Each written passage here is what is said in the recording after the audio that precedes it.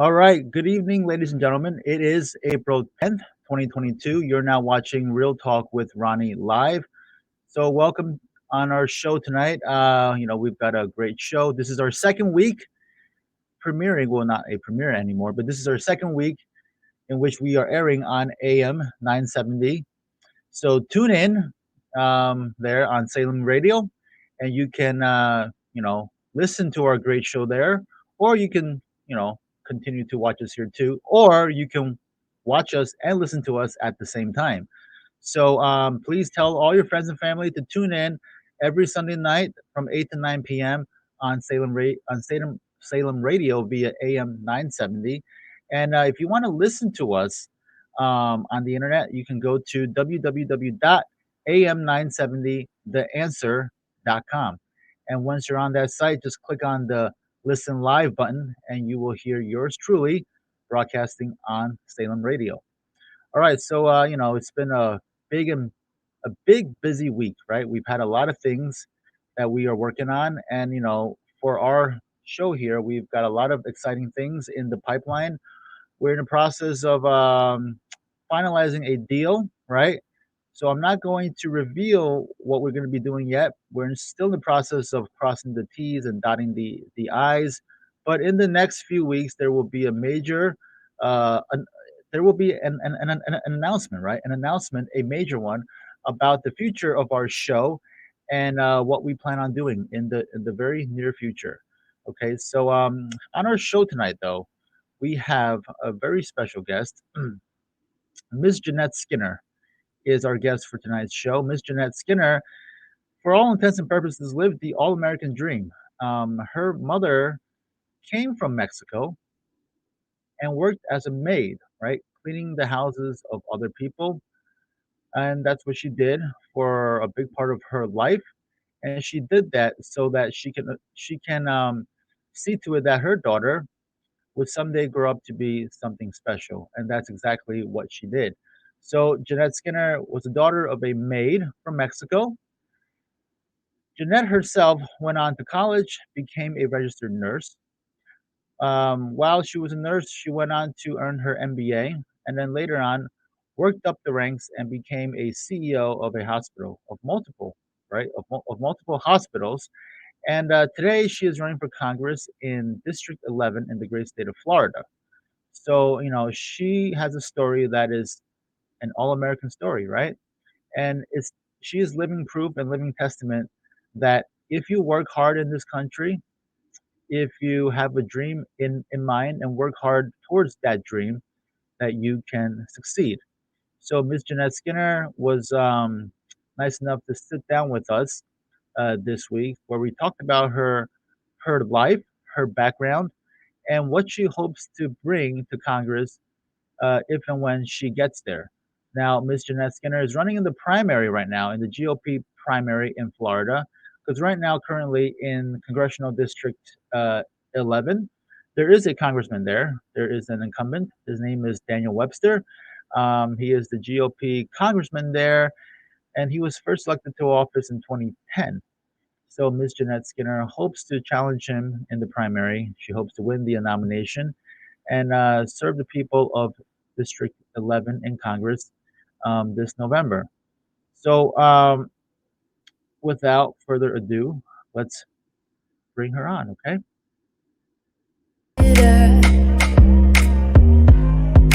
Maybe you taste different. Hold up, babe. All right, welcome back to our show, guys. On our show today, we have Miss Jeannette Skinner, who is a professional in the healthcare world. She was a registered nurse for many, many years, and then she moved up the ranks and became the CEO of a hospital. Miss Jeannette Skinner right now is running for Congress in Florida's District 11, right? She's running against, well, she's actually running in the primary against incumbent GOP Congressman Mr. Daniel Webster. So, Miss Jeannette Skinner, thank you for coming on our show tonight. Thank you so much. It's an honor to be here with yourself and your group. Thank you. So, Ms. Skinner, why don't you tell us a little bit about yourself and why you're running for Congress in District number 11 in the great state of Florida? Absolutely. Well, thank you for the introduction. I am a registered nurse. I'm a licensed RN in the state of Florida. And to your point, early on, I realized that if I actually could go back to business school, earn my MBA, and actually run the hospital that I worked for, that I could make it dramatically different for myself, my patients, and even the community we served, as well as physicians and doctors. So I went about that. That's exactly what I did. I went back and got my MBA and a fellowship in healthcare administration, and I very quickly became a chief executive officer. And I've worked at a number of hospitals, as I'm still married to the love of my life of 35 years. My husband was military. And over the years, I felt that it was more important to serve the entire community. People say they like to run for Congress because they help people, but that is my passion. That is who I am as a nurse, and certainly as an executive. I've always tried to go above and beyond because I really feel this is a calling for me from God. Good example, when my husband started losing his vision due to a head trauma in the military, I actually went and joined a Foundation Fighting Blindness and actually started the Texas chapter for them as their president, and we helped raise money for retinal research. And I've always gone above and beyond looking at legislation in the various communities where we lived and worked that would impact healthcare. So I've always been that servant. I just feel it's so much more than just the hospital. Even leading trauma recovery areas for major disasters in various cities. Lately, and why I'm running, really, it's about freedom. This started some time ago when I started looking around and saying, things are not right. This isn't the America that I grew up with, the land of the brave, home of the free. And especially during the COVID pandemic, we started to see violations of what I would think are our God-given civil liberties. And I had friends, colleagues, family members, physicians, and nurses reach out to me and say, Jeannette, what can we do with these mandates? I certainly saw it on a national level, disparities from one state to another as I traveled. After much prayer and dialogue and consideration, I thought it was really, really important that I serve again. So I made a very difficult decision to put my career on hold at 56. I'm so nowhere near retiring, obviously, and really step up and see if I could serve. I decided to run in a geographic area that's near my home for House of Representatives because I feel that this particular position would be one where I could apply my unique skills and my background. Look, the bottom line is 26% of our 20 to 26% of our GDP is spent on healthcare. With our borders being surged by unlimited amount of migrants and taking over our country, and I have perspective. I was born and raised in El Paso to an immigrant myself. My mom came from Mexico. When I look at our Medicare being insolvent, originally we were thinking it was going to be insolvent in 2026. There's new reports that will be coming out in the next month, hopefully during the month of April, if not May. It may be insolvent sooner. I felt that I could make a very, very strong difference, bringing that expertise to work not only for our Medicare and save our Medicare, but also work for our veterans' health. As I mentioned, I believe my husband is a veteran himself, and he's had a fairly significant injury that has impacted his life. And my dad was a Pearl Harbor veteran, and my son's been a veteran. So I feel like these 2-year terms where I really could bring that CEO level business experience to the table and make a difference. It was a significant calling. As a nurse, I've seen people have to choose between food and medicine far too many times and end up in the hospital. And certainly this economy, that's exactly what's happening right now. All right, great. Now, Jeannette, I read from your bio, you have a compelling backstory, right? Right. Your family is from Mexico. Can you talk to us a little bit about that? I am so proud to be an all-American story. I think that's how I would describe myself. My mom, Maria Josefa Socorro Taylor, her maiden name was Amador, came as an immigrant to this country. She came as a maid. She came initially over the border, and it took her many years to earn her citizenship. And certainly when she first came, like so many innocent people coming and crossing the border, they're looking for a better life. When she first came, she did not have her citizenship or the right papers. She was only 15 years old. Learning English was something that we did in the home together, watching Sesame Street, Plaza Sésamo. My mother married a Irish descendant, who then my dad, George, who then became a Pearl Harbor veteran. My mom's family home is still 3-4 blocks walking distance to Concordia Bridge in El Paso, Texas. I'm fluent in Spanish, and I have family on both sides of the border. So I know very, very much about our border crisis. And in fact, I became a nurse leader in that community and saw firsthand the atrocities that happen with human trafficking and the abuses of the drug cartels to these innocent people, up to and including rapes, sex trafficking, up to and including locking these victims in the hot Texas sun in vans for them to die. There is no kindness in having an open border. So, my family, both my mom and my father who served in the wars, shared with me that this country is the best country in the world, that we are the beacon of light and freedom, and that you could begin and become anything if you worked hard enough. Can you imagine the daughter of a maid sitting on the back Texas sun on a wealthy person's house, backyard, not going to school, while my mom was doing what they call plancha, she was ironing, to become the top executive in major health systems, to have the benefit of having just a wonderful, blessed life with my husband and children. And I want that life for my kids. You see, I'm a mom, first and foremost. So I want that freedom for them. And in fact, I feel that right now, we're in a moral fight for the well-being, the minds and the bodies of our children. So I really felt like I needed to do this. Right. Wow. And that's a great story, right? I think you said, right, your mother was an immigrant, was a maid, right? And now Right. her daughter is a CEO of a hospital. I've been a CEO. I stepped away to run. Yeah. Obviously, you can't run Running it. for Congress in arguably the best country in the entire world, right? Amen. And in what other country can you do that, right? Except the US, right? Right. Right. Okay. Now, so you're originally from Texas, right? So, When did you move to Florida? we moved to Florida in 2014. We have always come to Florida, raising our children. We wanted to come to Disney World. Right. Nothing about Los Angeles. I've been to Disneyland as well. But once this desert native hit the lush tropical green of Florida, we came every year raising our kids at SeaWorld and Disneyland. And I began to fall in love with the people. And I would say that I felt like this was home.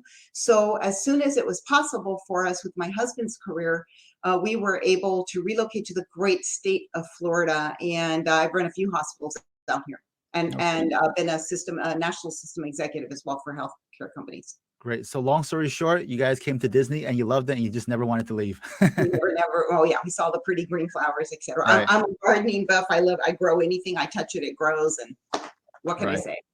But speaking about Disney, it's very unfortunate what Disney is trying to do these days with the indoctrination of our children when it comes to their movies, right? Do you have any thoughts on that whole mess going on?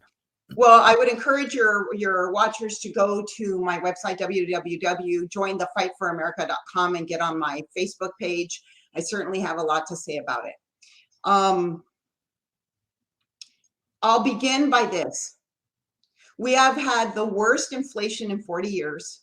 We're on the brink of World War III, if not a nuclear war.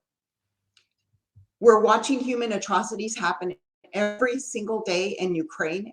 And this administration, the Biden administration, every day I turn around is fixating on sexualizing our kids, whether it's really forcing the narrative through CRT and other means into the classroom. And I love our governor, our great governor, Ron DeSantis here in Florida, who said we're not going to be talking about sex with little kids in kindergarten, first grade, even third grade. That's not a right age. I don't care what kind of sex it is, whether it's man or woman or a man and any of the other 50 flavors. We are not going to allow a male to compete in a female sport that's taking all the rights away from females. We are not going to allow what's happening to our kids happen. And with regards to Disney, I think they picked the wrong fight, because they're fighting with moms like me. They're fighting with moms like me. Right. And while this might end up going to court, and I'm hearing, there's going to be some civil liberties action. This is not about don't say gay. I have friends that I would qualify as gay, people that I love very much. I have family members even. It's not about that. It's about not putting additional peer pressure on little kids who already feel weird. When you're a little kid, you don't have the right shirt. You don't even know what you want for dinner. You're not able to buy a mortgage because you're too young to make that life decision. You're going to start talking to them about gender reassignment. And in fact, last Thursday, 2 documents came out of the Biden White House that actually says it's crucial that we offer gender reassignment surgery to kids. What child can make a decision about permanently altering their body at a very tender young age? So I feel that this is one of the reasons that I'm fighting. People will attack me. They'll say you're anti-gay. That's absolutely the furthest thing for the truth. What I'm anti is making permanent life-altering decisions for children and putting already more pressure on them. We've already seen the alarm bells from the impact of the pandemic on these kids. These kids have gone through a couple of years of lockdowns. Maybe parents lost their jobs. There's been stress in the homes. Maybe the home was one where there was abuse or poverty, and then you take away the job, add more stressor. Maybe the school was the only place they went for friends and maybe even a meal, and now this other peer pressure around them. I simply think it's the wrong thing to do, regardless of what you're talking about. A first grader, a kindergartner should not be having discussions about sex, period. Right. Too young. All I know is that when I was in kindergarten and first grade, the only thing that I was worried about was what I'm having for lunch, right? What am I Right, going to have for dinner? right. What cartoon am I going to watch after I get out of school? I was certainly not thinking about, okay, am I really a boy or a girl? Like that issue didn't even enter my mind in any way. Speaking about the Don't Say Gay bill, right? That's in Mhm, Florida. Can you right. explain to our viewers a little bit about what that bill was all about, and what is that bill? Well, it never says don't say gay. This bill really is about, we are not going to groom our children to become gay and talk to them about being gay, have teachers do that. Certainly not without the parents involved. We're not going to teach them what it is, and have that kind of dialogue. And the precipice for this particular legislation, we've actually had, and it was all over the news, we've had parents whose children have become so depressed that they've actually been attempted suicide. And so we need to remind everybody that these children belong to us, the parents. They don't belong to the government, and they certainly don't belong to the teachers. And there's a time and a place for that very sensitive dialogue. um, it is not a place for teachers to groom them necessarily. And I think that that's really the precipice of this, and the intent. Now, it's not saying don't say gay. That's ridiculous. That's just a catchphrase. If you read the legislation, it's about grooming. Okay, so it's not about not saying the word gay. Right. It's more about not having the teachers in our classrooms, uh, Indoctrinate. right? Because at the end of the day, the job for teaching our children, that job falls to the parents, right? The job, it does. And something really concerning is happening. We've lost our footing in math, science, technology, and engineering. Okay, coming from a poverty-stricken environment, we were so poor and yet so happy. We were so poor that just getting meals on the table was a challenge sometimes, right? There's no shame in that. I love that because it made me resilient. It made me value the things that are important, the people that I love. But my parents told me that if I went on to go to school and go to college, the American dream, my kid's going to get an education, whether it's a trade, a technical school, whether it's whatever, that I could have any future that I wanted. We're robbing our children of that future if they're not prepared to succeed after high school. And what we've seen is such a focus on everything but the fundamentals. We're actually seeing performance in our children declining. We used to be a superpower, but yet our children are not being positioned to succeed in math and science when they get out of school. Now, this is most critically important for lower incomes and minority families. I would consider myself a minority, where you want your kids to get out of school with the best chance to succeed, to have school choice, so that whether they go to the military or a trade school or are blessed enough to go into college, that they're going to be competitive and be able to succeed. If we're failing in math and science, in reading comprehension, in basic knowledge, because we're so focused on CRT and on sexualization as core content, then really who's going to be hurt is lower income families, minorities that need that first step out of poverty coming through education the most, because we took choice away from them when we spent any time away from the basics that afforded me a great life, the basics in basic math and science that allowed me to be successful in college. Right. Okay. Now let's talk about your race for Congress. You're currently running in district number 11, right? Yes, There currently is a congressman there. His name is Daniel Webster, right? He is the absolutely. incumbent. He's the Yes, GOP. He's been in office since 2010, so I believe currently he's serving his fifth term. correct. Now, why are you running against Daniel Webster? Like, what has he done that has elicited your ire to try to want to take him out? And I wouldn't say ire, but let me just explain this.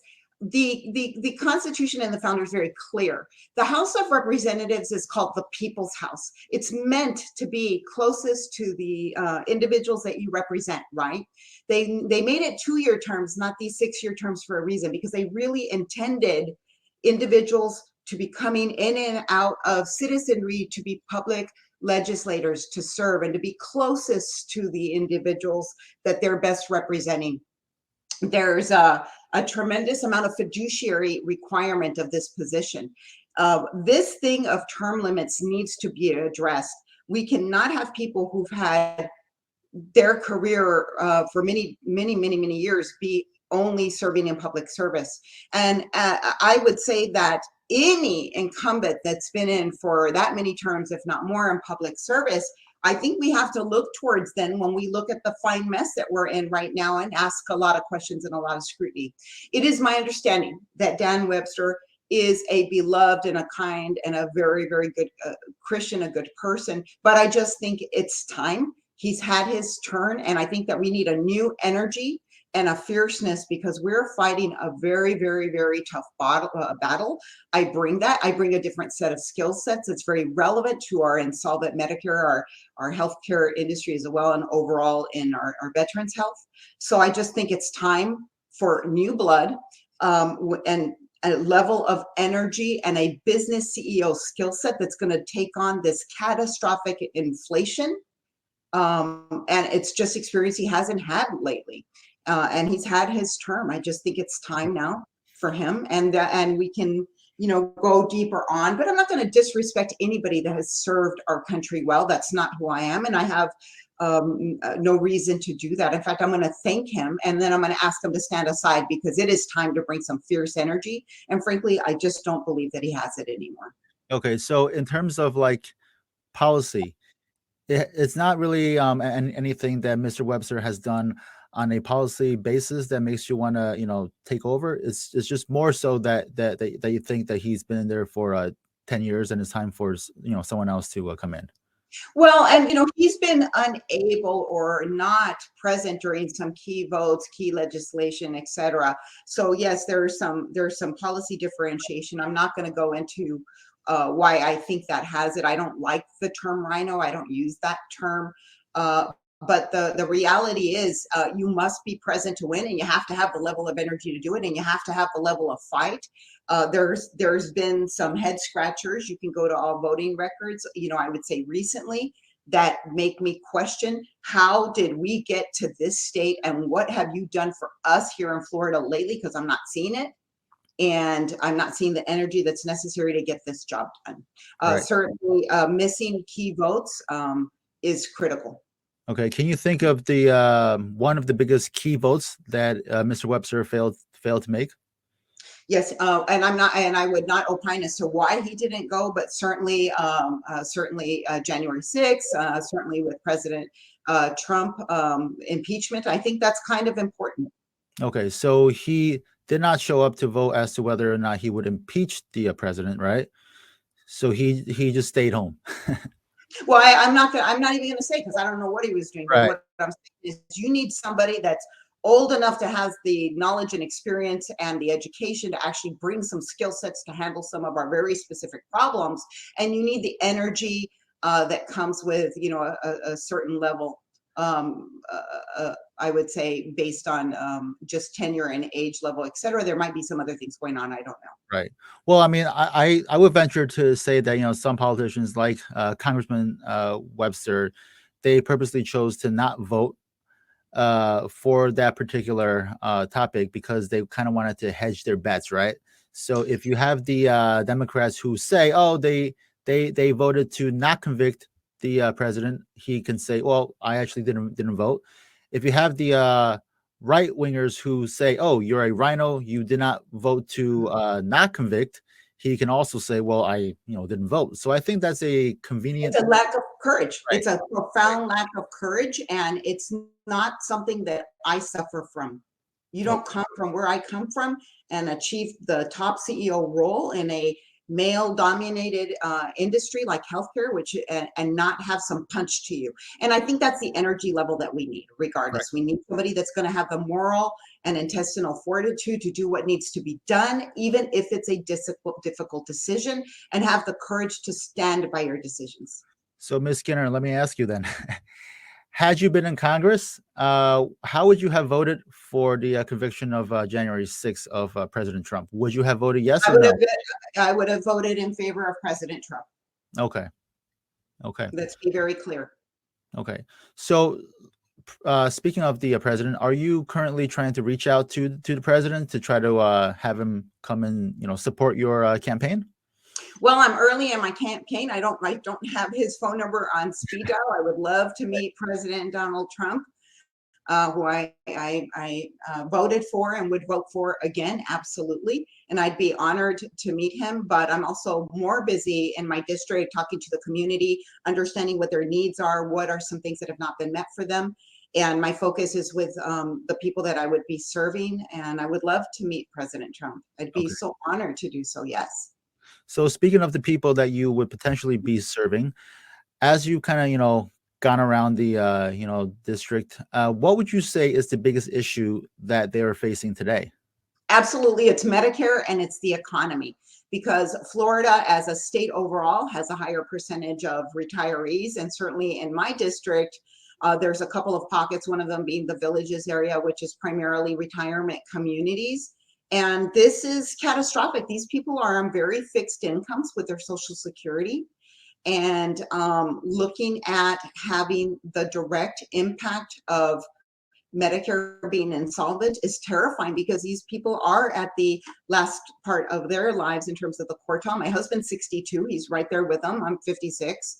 I'll be 57 this year. And the notion of having catastrophic illness and not being able to fund it, not being able to afford your medications, not being able to even get groceries with the economy. I think those are the two most profound ones. The third, I think, is this concern for their children and their grandchildren with what we call a deep state, where the incumbent leadership, for whatever reason, has failed miserably at protecting our basic civil liberties, our freedom of speech, our freedom to bear arms, our right to bear arms, our right to convene. This fact that we've allowed louder voices than ours, whether it be Antifa, whether it be Black Lives Matter, whether it be they can do 500 riots and they can beat up an elderly person in Los Angeles or throw a nurse on the train tracks. is okay, but our people cannot peacefully, on the Republican side, cannot peacefully convene without being called an insurrectionist is concerning. And what I'm hearing loud and clear is that they want a very strong person that is going to fight for those liberties. And that's why I called my campaign Join the Fight for America, because I'm going to do that. Okay. Within the healthcare field, which you are a part of, you're an expert in it. What is the biggest problem facing healthcare today? Okay, so we have a demographic problem and we have a math problem. So when Medicare was designed, we were having 5 and 6 babies in each family, right? Big family. I have 7 siblings, so it's a huge family, very, very big. And so what you had was kind of a 6-to-1 ratio of people working and then putting money into the bank, right? That's that payroll tax is your hospital fund, right? So over the many years, the number of children per family dwindled, and now we're at a 2-to-1, if not a 1-to-1. Many families don't even have kids anymore, so we have a lack of revenue infusion. In addition to that, the pandemic has added complexity. There's been extraordinary amount of waste added into the health systems with spend on COVID and COVID-related initiatives. There's been the ACA, which was supposedly funded with cost savings from Medicare, which really never materialized. And then you add the true ICU experience and increased utilization during the initial Delta wave. And then you add the few people that were working got benched in especially blue states, because certainly we were wide open in Florida while California still had lockdowns. All of a sudden the payroll tax wasn't there. And so this administration shaved 2+ years off of the shelf life of Medicare from being broke. 2 full years easily. Maybe worse in next month, we'll know. So we didn't have enough people working. So we have to remove the barriers to American economy, unleash people to get back to work, because it is those payroll taxes that fund our unfunded liabilities. And there's going to have to be some very difficult decisions made. I would say that the very next Congress in 2022 is going to have to take on this insolvency. And there's people say, oh, that'll never happen, it'll never be insolvent. That's not true. Medicare cannot borrow money from anything. We have to get it from payroll taxes. So we're going to have to take on some very difficult discussions about what's being paid for, what's not going to be paid for, and that's going to affect every one of your constituents and their family members. I would hope that they would want somebody with that expertise to complement the total team that's going to have to come together. There's a few things that I want to do. I certainly want to remove legal immunity for anybody that was hurt by the pandemic. I really want to make sure that there is no spending and multi-trillion-dollar deals that hurts our economies, that we're not shutting down our oil leases, that we're not cutting big deals that favor one group of people, like out at the loading docks in California, but then forces 80,000 truckers out of the state that can't move our supply chain, which then has downstream impact on businesses. All of those things stifle payroll tax, which is the revenue. If you cut your revenue off, here's what's immediately going to happen. The very first thing that will happen, as soon as the money runs out, you're going to see Medicare drop to a 89 to 90% of reimbursement level overnight. That means you're going to pay, or your family members are going to pay, that extra difference out of your pocketbook. Well, I don't know if you know what an ICU stays cost. Could be in the hundreds of thousands, right? It's a pretty penny, right? And so, like, who has 20 grand to drop out of pocket? Because they're not going to pay for it. We're already seeing doctors nationwide drop Medicare at a rate that is unbelievable. So practitioners are actually leaving the industry. If we're going to save our medical industry, we're going to save our hospitals to be there, we have to have this reimbursement there. Okay. And any thoughts on COVID, the vaccine, and everything that's been taking place in our country and world the past almost like 2-3 years now? Right. Well, as a registered nurse and always in an environment where I had direct patient care access, as a CEO, regardless, and as a senior healthcare executive, I always made rounds, and I was actually not in a hospital. I was with a health system directly. I actually sat up front, screened patients. I actually got patients. I was in scrubs, as I should have been. I've always cared for people. So of course I was going to receive the vaccine. And of course, I had my initial boosters. I can tell you that I have 2 young adult sons. I'm very blessed to have that. And very early on, we started to see myocarditis. And so I was concerned, given their particular blood type being O, and some literature suggesting that the disease was not as severe in young people. I did not necessarily encourage them to get the vaccine, and actually they've not gotten it and they've not been sick, nor has my husband. So now my thing is we do not have medical freedom. We do not have informed consent if you don't know all the risks, benefits, and alternatives to treatment. There has been zero transparency about the vaccine, and I know so many people who've had untoward, very life-threatening complications with the vaccine. I think it's my position is that we should have total transparency, and it should not be forced. Right. Never before have I seen such a forcing of a vaccine, and then the attempt to restrict your travel or restrict your ability to engage in commerce. And listen, I've been here in Florida. We've been wide open, and I've traveled nationally. It makes no sense. We've been just fine here. Right. Now, Jeannette, let me ask you, when you were CEO of the hospital, right? Mhm. Were you kind of pressured by the board to try to push the vaccine? Well, actually, I was with a health system as a national executive just before this one. And so I had just left hospitals actually in California and came out here. I'm going to say this in the beginning.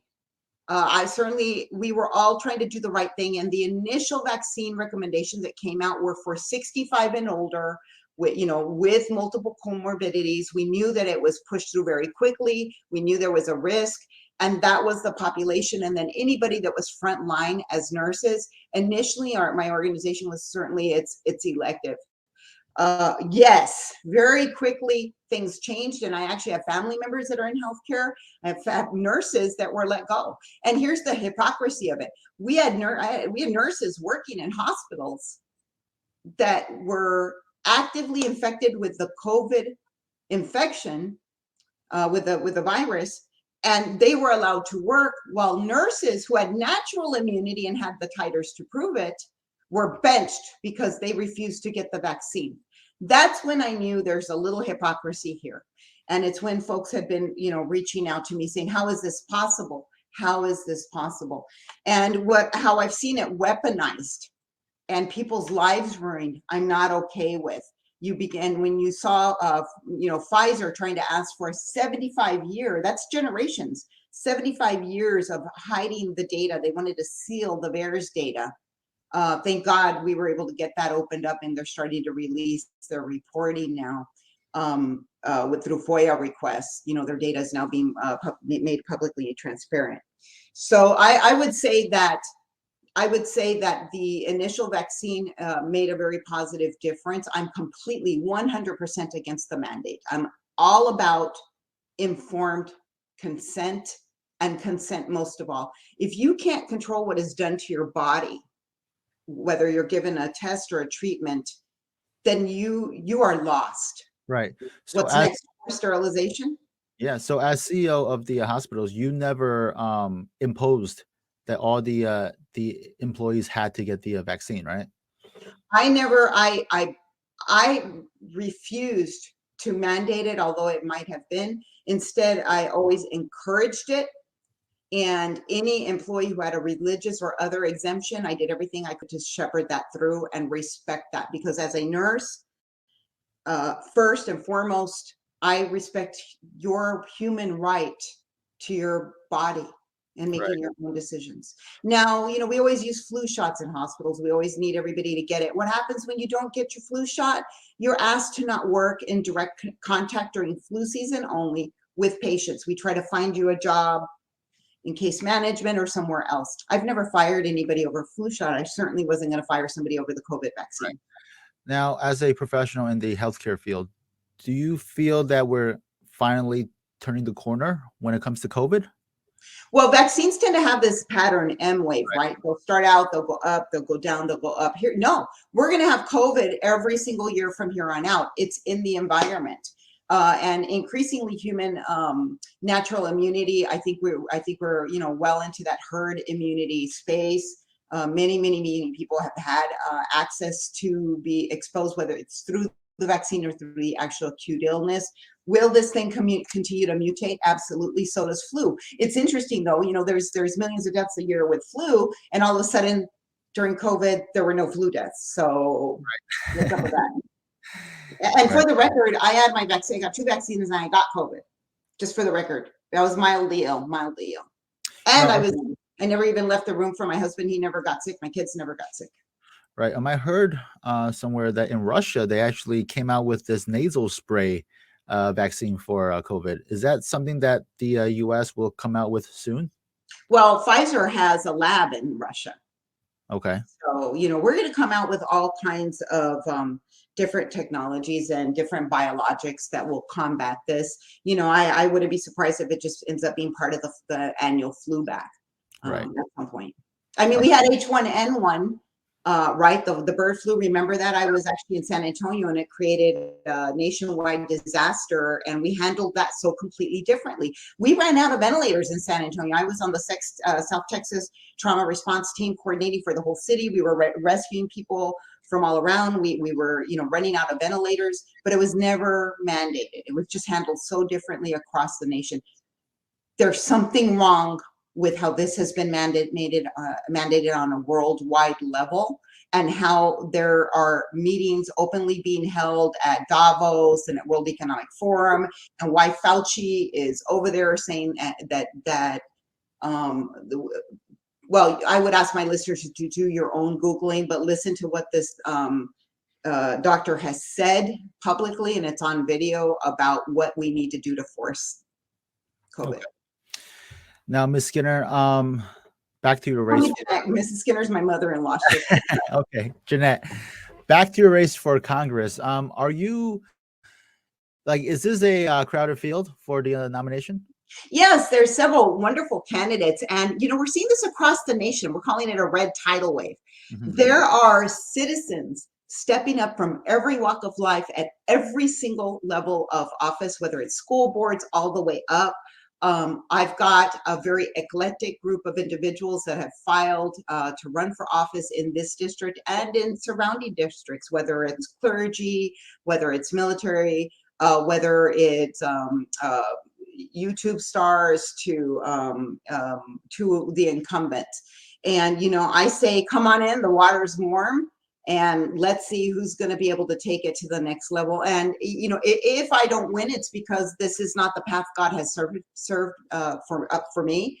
But I would say that I am so passionate about what is wrong that I want to be part of the solution of fixing this regardless. And if I do a great job and I'm chosen to represent this district, I intend to be what I've always been: nose to the grindstone, doing the work, heavy lifting. As a CEO, I've always worked these 60, 70-hour work weeks. I'm going to do the same thing. I don't need to be famous. I don't need to be at the Mets. I don't need to be doing all this stuff.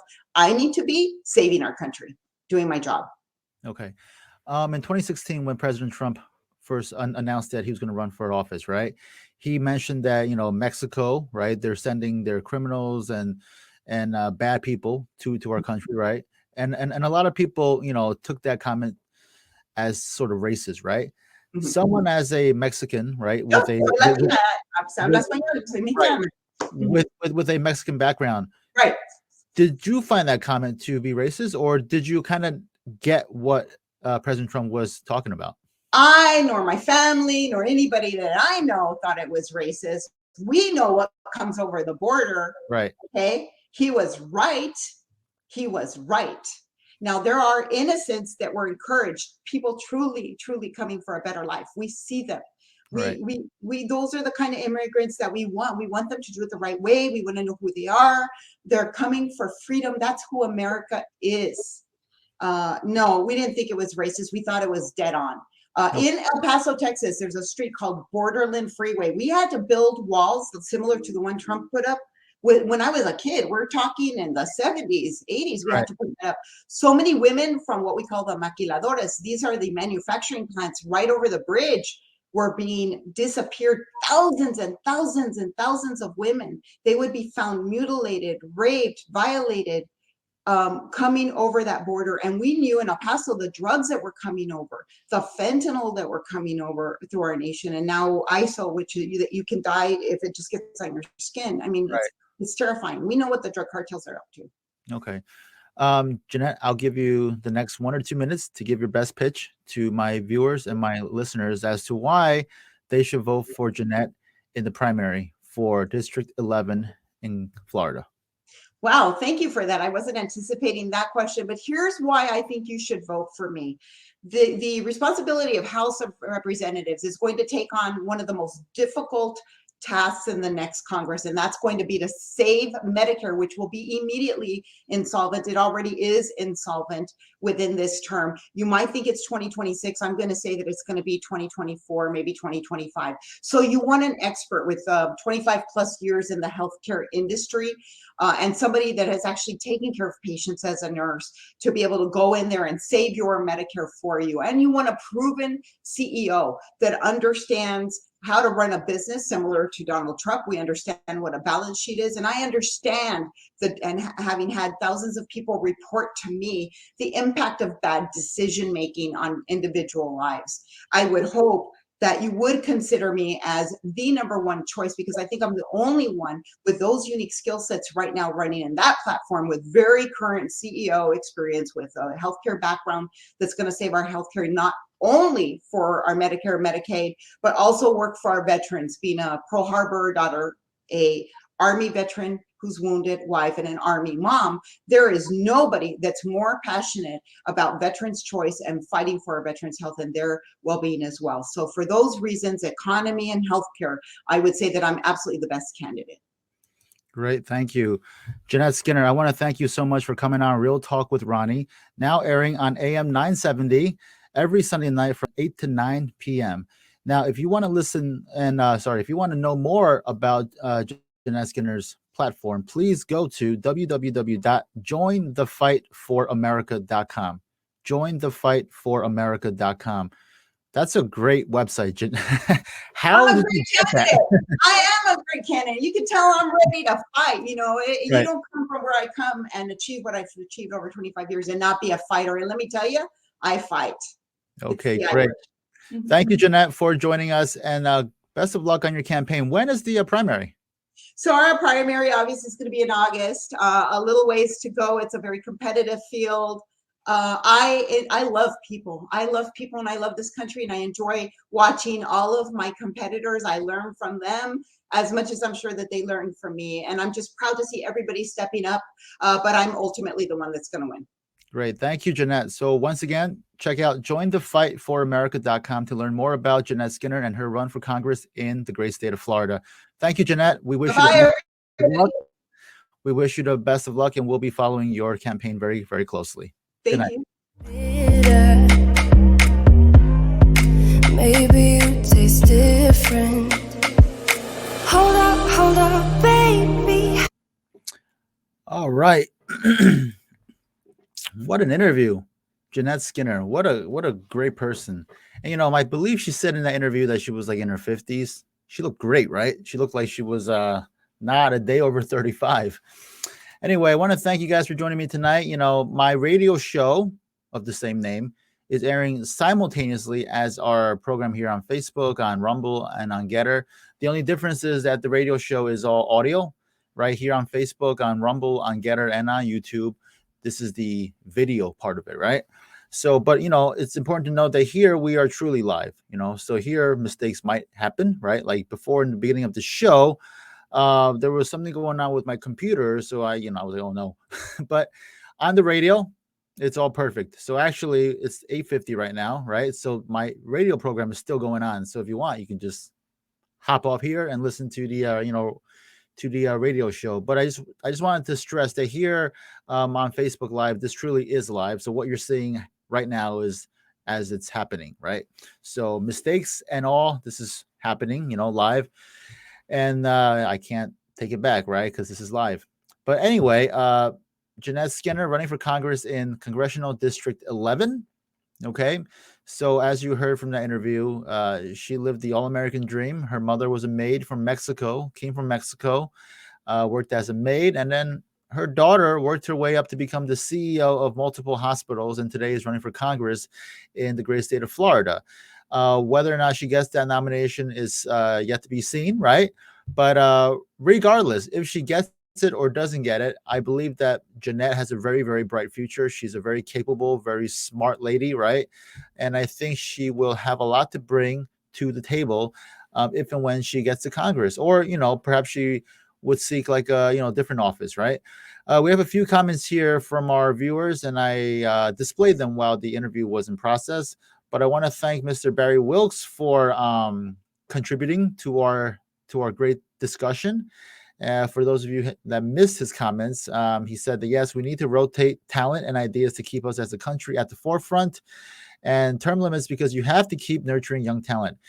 That was in response to Jeanette's comment that how she felt that Congressman Daniel Webster, who's the incumbent right now in Florida, how she felt that he's been in office for 10 plus years, right? He was first elected in 2010, and she was basically talking about her sentiment that he's had his chance, right, and it's time for other people with maybe new experience to kind of get into Congress to try to get some of that work done for the people. Because and Jeanette was saying, which is arguably true, right, that Congress, it was never meant to be like a position where once you get elected, you're in there for life. Though there's a lot of people, right? There's a lot of members of Congress that have chosen that route, right? But Congress should be like a place where you attract talent from all different sectors. They get into Congress, they do what they need to do, and then they move on, and you give other people a chance at it. So I think that's a good idea too, right? But of course, there are people who have been in Congress for many years, and sometimes if it ain't broke, you don't need to fix it, right? But some of these Congress people, they do stay in Congress for a long time, and but they do a great job, right? But I guess the situation is dependent on the person, right? So there are some Congress people who stay in Congress for their entire lives and do a fantastic job. There are others who stay there for too long and they end up just being dead weight. So, but I believe that Jeanette Skinner is a true talent. I think she's got a lot to offer. So we wish her campaign the best of luck. And by the way, she's got a great website. Join the Fight for America. What a great site. And I'm very surprised that that site wasn't taken up already. Or maybe she had to pay a lot of money to get that site, right? But join the Fight for America if you want to learn more about Jeanette Skinner's run for Congress. So www.jointhefightforamerica.com. And guys, we are live on Salem Radio every single Sunday night. Well, not necessarily live. That show is recorded, right? But we're airing every Sunday night on Salem in conjunction to what we're doing here on Facebook, on GETTR, on Rumble, and on YouTube. So please check us out on radio, Salem Radio, AM 970, The Answer. You can check it out on the internet, right? So actually, you don't even have to be in the tri-state area to listen to AM 970. You can actually listen to it anywhere in the world if you go to their website. Okay, www.am970theanswer.com. And if you go to that website, you can listen to the show, right, anywhere in the world. So yeah, that's the beauty of today's internet age, right? You don't necessarily have to be in the region to listen to that particular station. You can be anywhere as long as you have a connection to the internet. All right. So for those of you who want to come on our show, please email us as soon as you can. Okay, you can email us at realtalkwithronnie@gmail.com. Okay, realtalkwithronnie@gmail.com. Our schedule is almost completely booked for the next few months, but we will try our best to squeeze you in there if you've got a great story. If you're a phenomenal guest, right? We will certainly try our best to squeeze you in there. And once again, please listen to us every Sunday night at 8 p.m. on Salem Radio via AM 970 The Answer. It's a great station, a great company, right? Some of the talent that they have on that station are Larry Elder, Hugh Hewitt, Dennis Prager, Charlie Kirk, right? A lot of great names. Joe Piscopo too, right? He's a Jersey guy. So please tune in. You can follow me on GETTR and on Rumble. On Rumble, it's very easy. Just go to rumble.com/real talk with Ronnie on GETTR. Check out my handle at Ronald Joseph Lynn. All right. And, on our show, we only engage in real talk, real news in real time. And we talk to the biggest names in politics, news, culture, and society. So this isn't strictly just a political show. We talk to any and all newsmakers. And coming up on our show in the coming months, we have a lot of special and different guests, right? So as you guys might know, in China right now, especially in Shanghai, there is a lockdown, right? They've gone back into lockdown mode. And, there are many reports that the situation in Shanghai is quite chaotic. People don't have enough food. Well, first of all, the residents who are in Shanghai are forced to stay in their homes, right? They can't leave except to go shopping for food. And for a while there was a big problem with food shortage. So joining us in the coming weeks, we have an individual, a friend of mine, who currently lives in Shanghai. He is an American who has been living in China for the past more than 20 years. He has his own company, his own firm. He's a Harvard grad, and he's out in China doing a lot of great things. But currently, he's also stuck in Shanghai in the quarantine. So it'll be interesting to talk to my guests about what it's like, what the situation is really like. Because here on the media, on Western media, we hear a lot of news. Some of it is real, some is fake, some is propaganda, and that's the same case with every single country, right? But here on Real Talk, we aim to get to the source of the matter, to the source of the actual news. So we're very happy to have our guest in the coming days or weeks talk to us about the current situation in Shanghai and what's really going on there. Next week on our radio program and also here, we welcome two very special guests. One of the guests, I believe, is the founder and CEO of the American Blockchain Foundation, which is a very big group that promotes blockchain and Bitcoin and cryptocurrency. Our other guest is Dr. Gupta. We will be talking to him about his great work. And of course, in the coming weeks, we have a lot of special guests in the field of politics, in the field of medicine, in the field of broadcasting, all different sorts of fields.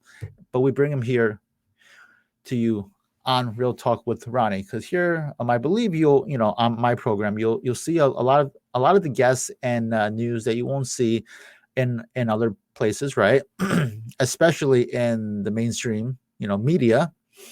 A lot of it is fake, right? But here on Real Talk, everything we talk about is absolutely real, right? It's uncensored, it's unfiltered, and especially since I'm live. So even if I wanted to censor or filter, I can't do it because it's live, right? So whatever comes out of my mouth stays out. Um, so yeah, I think that's all we have for today. In other news, my campaign is going great, right? I believe the primary is in early June 7th, right? So if you're watching this, please spread the word about the campaign, about my campaign for county commissioner here in Bergen County. You can check out more about my campaign at this great website. What a great site, right? winwithlyn.us. Somebody else took up winwithlyn.com, and we're going to find that person, and we're going to, no, I'm just kidding. But winwithlyn.us. I actually like this better than .com, because this reflects what I'm doing, right? I'm trying to save Bergen County, save our country, and .us is, I think it's very fitting. So winwithlyn.us to check out more about my campaign, my background, what I'm trying to do, because I'm working on many different things.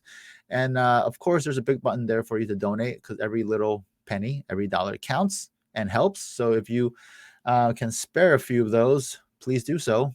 Thank you. And also, as I was saying in the beginning of our show, we are working on a lot of big things right now for our show. So in the coming weeks, we're going to roll out with a big announcement. And I think once you hear what it is, you'll be very happy and excited.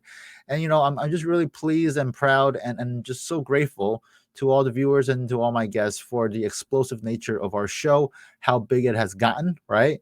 I believe I stated last week during my premiere show on Salem that this podcast, this show first started on April 5th of 2020. April 5th of 2020. And it started as like a pet project, a passion project. I was locked up, well, not locked up in prison, but because of the COVID, I was quarantined at home and I couldn't leave, right?